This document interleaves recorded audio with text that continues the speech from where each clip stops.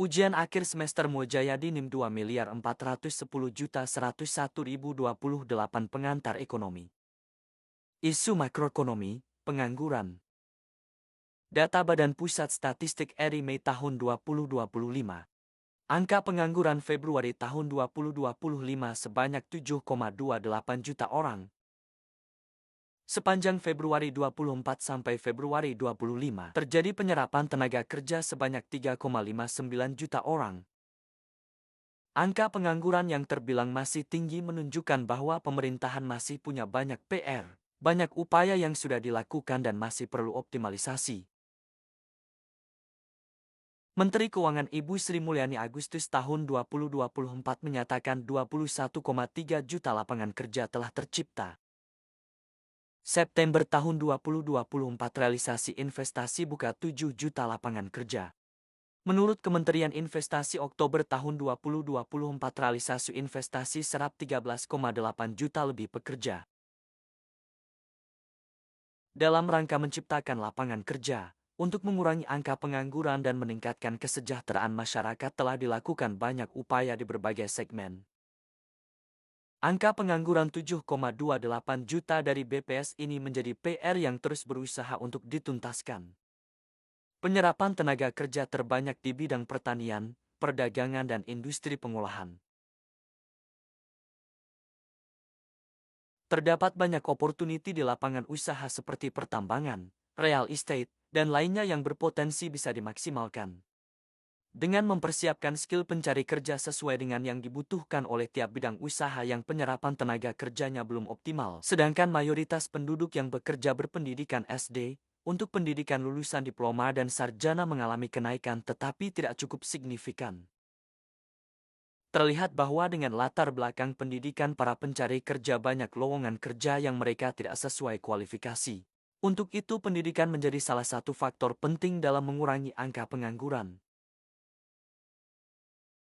Pada data berikut terlihat bahwasanya belum mencapai 50% jumlah lulusan SMA melanjutkan ke perguruan tinggi. Tentunya terdapat banyak faktor penyebab yang harus jadi perhatian pemerintahan. Bahwasanya dunia kerja sekarang banyak yang mewajibkan ijazah S1 sebagai syarat administrasi, maka negara harus bisa memfasilitasi para pencari kerjanya untuk dapat memenuhi standar lapangan kerja. Dibutuhkan pendidikan yang menyeluruh dan merata, supaya angka pengangguran tidak tinggi di satu lokasi tertentu.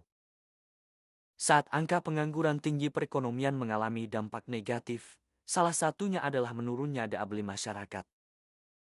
Karena orang-orang yang menganggur tidak memiliki pendapatan.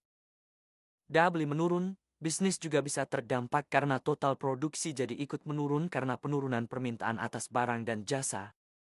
Dan juga pengangguran dapat menyebabkan ketidakstabilan sosial karena orang-orang yang menganggur mungkin merasa tidak puas dan frustasi sehingga bisa berujung pada ketidakstabilan politik dan sosial. Beberapa faktor yang menyebabkan meningkatnya pengangguran, salah satunya resesi ekonomi.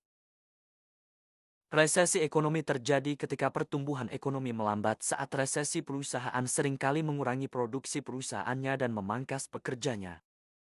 Lalu ada otomatisasi dan perkembangan teknologi. Perkembangan mesin dan teknologi yang dapat menggantikan tenaga manusia, lebih efisien dan efektif secara waktu dan biaya. Sebagian perusahaan terkadang memilih menggunakan teknologi otomatisasi tanpa mempertimbangkan tenaga kerja manusia.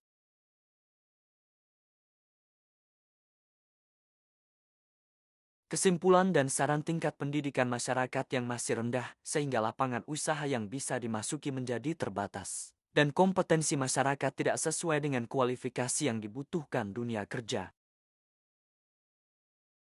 Dalam hal ini pemerintah sangat perlu untuk, pertama, fokus dalam memaksimalkan pendidikan yang bermutu dan kurikulum pendidikan yang tepat. Kedua, menyediakan pelatihan berkala untuk membentuk skill yang relevan sesuai yang dibutuhkan lapangan usaha. Ketiga, membuat kebijakan tegas dengan perusahaan-perusahaan untuk memprioritaskan mengambil tenaga kerja dalam negeri. Keempat, melakukan peninjauan berkala untuk ketiga poin di atas, untuk memastikan program berjalan sesuai tujuan. Program-program dalam mengatasi pengangguran ini harus dijalankan secara tepat, berkualitas dan berkelanjutan karena pengangguran merupakan program jangka panjang. Terima kasih.